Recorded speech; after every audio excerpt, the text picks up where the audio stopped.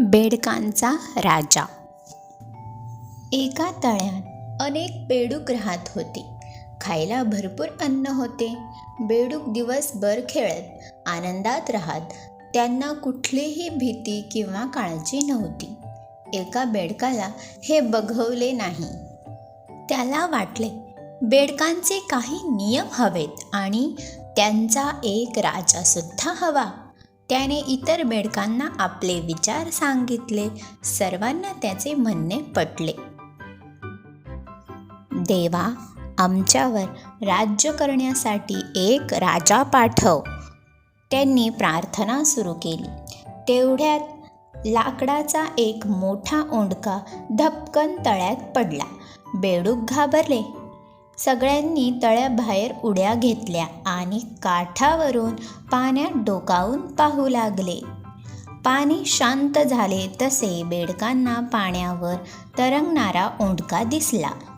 देवांनी आपली प्रार्थना ऐकून आपल्यासाठी हाच राजा पाठवला आहे अशी त्यांची समजूत झाली. 2 शूर बेडूक पाण्यात उडी मारून ओंडक्याजवळ गेले. त्यांनी ओंडक्याला हळूच ढकलून पाहिले. ओंडका काही हलेना. मग त्यांनी ओंडक्यावर चढून पाण्यात उड्या मारल्या. हळूहळू इतर बेडकांची भीड चेपली आणि सगळेच बेडूक ओंडक्यावरून उड्या मारू लागले. असेच काही दिवस गेले.